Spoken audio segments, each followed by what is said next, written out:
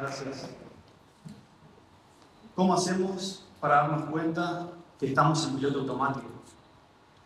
¿Cómo detectar que repetimos lo mismo una y otra vez, yendo siempre al mismo lugar?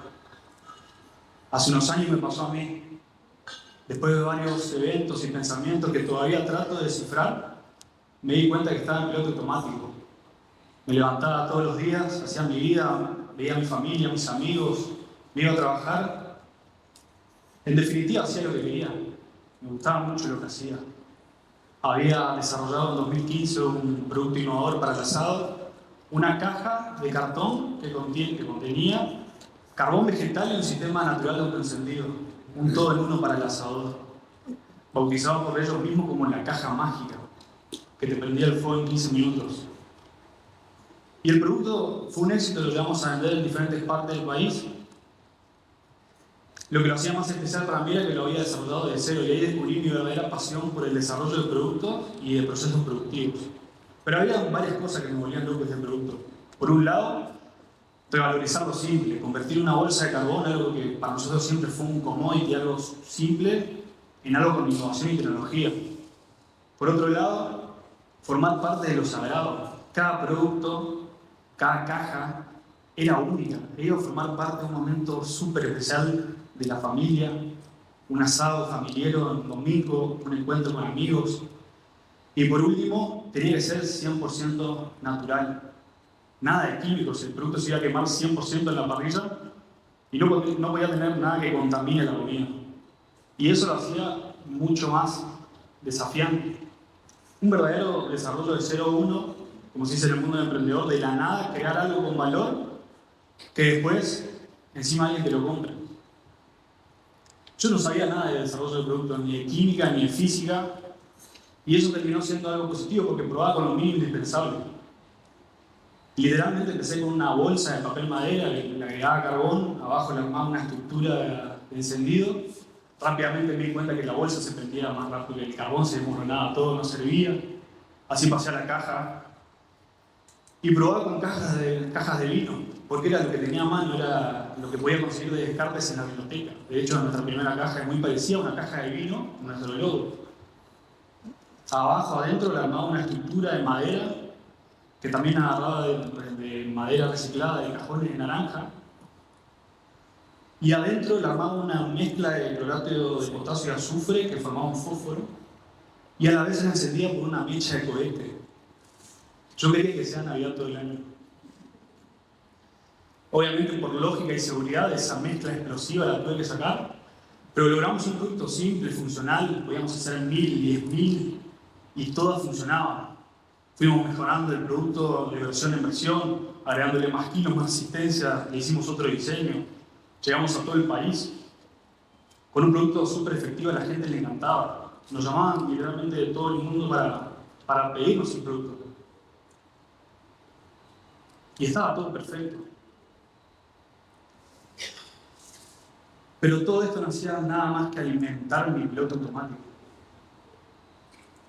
Porque en el fondo sentía y sabía que algo estaba mal.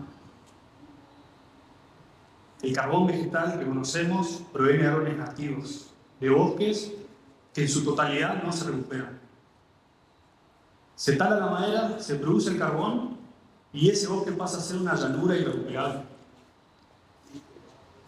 Cuando me metí en el negocio no tenía idea de todo esto hasta que empecé a recorrer los campos en búsqueda de esta materia prima y pude ver el gran deterioro que esto significa y sobre todo significaba para el medio ambiente.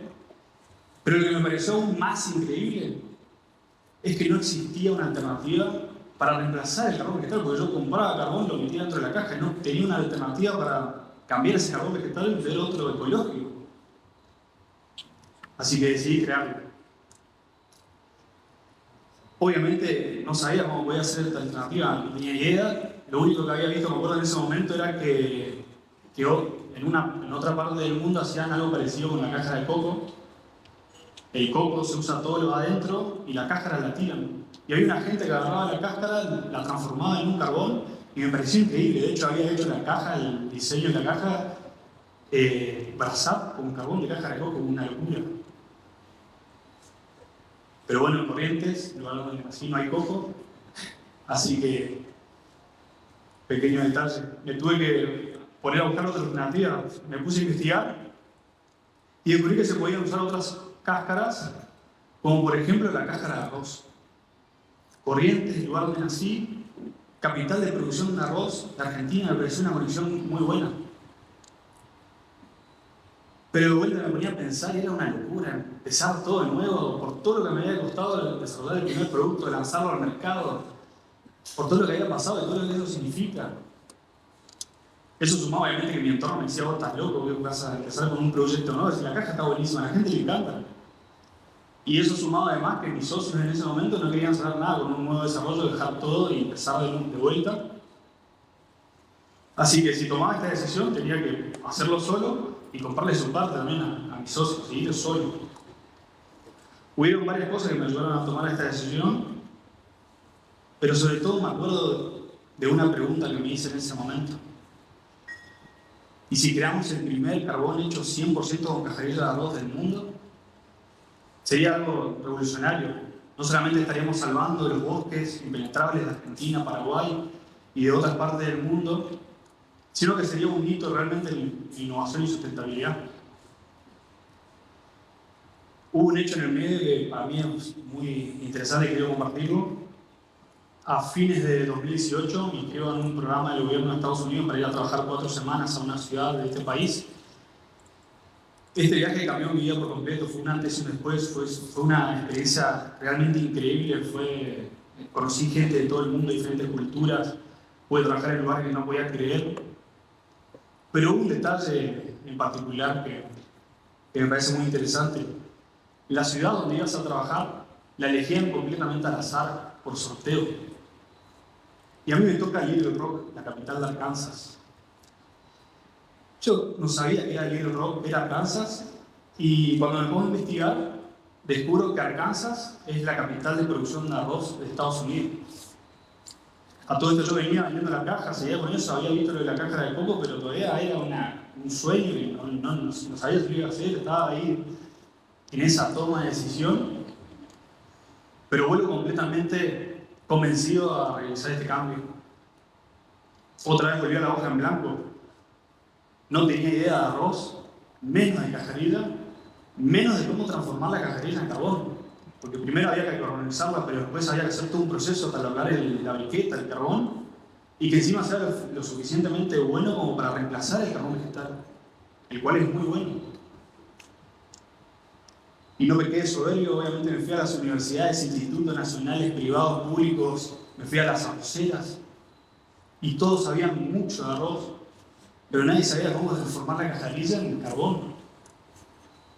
Así que empecé con unos prototipos súper caseros.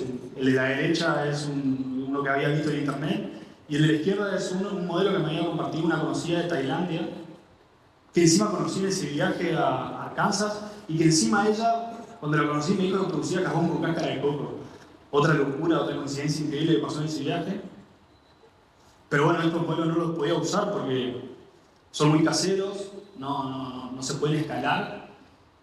Y encima las cajarillas son muy diferentes. La cáscara de arroz es muy volátil, se prende fuego muy fácil, es muy difícil lograr el punto medio. Así que ahí me animé y probé con algo que por lo menos no había visto en internet, de última tecnología. Era básicamente un tacho de 200 litros de aceite que lo ponía de manera horizontal en una base, le armaba una fogata abajo, lo cargaba con cajarilla y lo giraba. Lo giraba y lo giraba por horas, literalmente por horas, hasta que se me acalambraba el brazo. Después le agregué una nafre a gas para darle un fuego continuo, y también le agregué un motor también para darle un giro continuo y que no se me acalambre más el brazo. Pero no había forma, lo abría tras horas y horas de girar el tacho con mucho fuego y no lograba carbonizar la cajarilla al 100%, no entendía qué pasaba. Y era indispensable porque si la cajarilla queda marrón, el producto después contaminaría la comida, alteraría el sabor de la comida. Y si se pasa, se le da mucho calor, se hace una ceniza sin consistencia. Ahí en la foto parece poco, pero de pasar de la izquierda a la derecha, me costaba, eran horas y horas de girar el tacho con mucho fuego, no entendía qué pasaba. Y fueron meses, obviamente, y en todos esos meses, obviamente, muchas veces se me pasó por la cabeza abandonar. Y digo, bueno, no sirve, no hay caso con la cajarilla, no se puede carbonizar. Tendrán razón todo lo que me decían, no, sí con la caja, sí, dejar la cajarilla. Pero en todos esos momentos yo me acordaba por qué lo hacía. No podía volver a ese piloto automático. No podía volver a ese estancamiento, a eso que estaba haciendo que no me cerraba por ningún lado. Así que ahí me animé a ir por algo más grande, que era también más riesgoso, un reactor de pirólisis. La pirólisis es un proceso que funciona con alta temperatura y ausencia de oxígeno, y si logras los parámetros justos, lográs carbonizar la cajarilla, la materia, en el punto exacto. Además es lineal, la cajarilla entra por un lado, sale por el otro, lo cual lo hacía escalable y es industrializable, que era lo que yo necesitaba, porque si esto funcionaba tenía que llevarlo a gran escala. Era un gran riesgo, porque la verdad que no sabía si iba a funcionar. Lo que sí sabía era que si funcionaba íbamos a tener algo realmente revolucionario. Lo armé literalmente con chatarra, porque no tenía fondos y no sabía si iba a funcionar, tenía una incertidumbre enorme. A mí me gusta ir mucho a la Chacarita. La Chacarita, les explico, es un lugar donde las grandes empresas, grandes industrias venden sus máquinas que no usan más para que vayamos nosotros, que no tenemos un fondo que estamos empezando, a buscar esa maquinaria que ya es vieja, pero para nosotros solo es digna y eso. La armamos, la probamos y funcionó. Entró cajarilla por un lado, salió por el otro, le armamos un sistema de regeneración de gases, porque es un proceso que contamina mucho, de lavado de gases también, pero logré eso que tanto buscaba, que era que ingrese la cajarilla por un lado y egrese por el otro 100% carbonizada. En 2021 lanzamos el primer carbón hecho 100% con cajarilla de arroz del mundo en Corrientes, Argentina. Llegamos a vender en todas las ciudades del país, la verdad que la demanda fue muy buena. Logré eso que tanto quería, que detectar que había una demanda del otro lado, que había gente dispuesta a comprar un producto y poder reemplazar al otro. Pero nos quedamos cortos de producción muy rápidamente, nuestro carbonizador era muy chico, literalmente estaba hecho de chatarra y nos costaba mucho producir y teníamos que estar arreglándolo todo el tiempo porque era muy engorroso. Teníamos que escalar.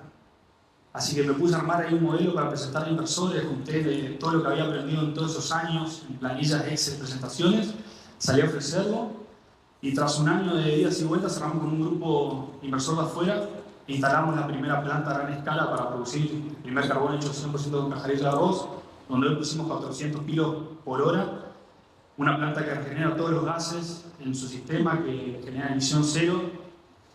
Y desde donde hoy estamos enviando el producto a Estados Unidos y Europa. A su vez, estamos trabajando en diferentes proyectos de transformación de diferentes descartes en diferentes partes del mundo. Caroza de aceituna en España, cáscara de almendra en California, cáscara de coco en República Dominicana y cáscara de arroz en Arkansas. Y aparte, tenemos otra unidad de negocio que salió, que la desarrollamos el último año, que nos dimos cuenta de algo mucho más importante: al transformar la cajarilla de manera controlada como lo hacemos, capturamos carbono. El dióxido de carbono se absorbe por fotosíntesis por la planta de arroz, sigue su ciclo. Nosotros, al carbonizar la cáscara y usarla como, por ejemplo, potenciador de suelos agrícolas, fijamos ese carbono de por vida y evitamos que vuelva como dióxido de carbono al ambiente, logrando un impacto realmente a otra escala a nivel ambiental. Lo que empezó como una alternativa para el asado se transformó completamente en soluciones globales para transformar basura, descartes, compensar emisiones, capturar carbono y generar un impacto realmente positivo a gran escala. De depender de una sola materia prima, la madera, a un sinfín de descartes reutilizables. De un negocio finito se termina la madera, se termina el negocio, a un negocio realmente infinito y sustentable. Al tomar esta decisión personal y cambiar el paradigma, se me abrieron infinitas puertas y oportunidades. Pasé del estancamiento al crecimiento exponencial, con un primer producto con el que estuve prácticamente 4 años sin poder crecer, sin poder exportar.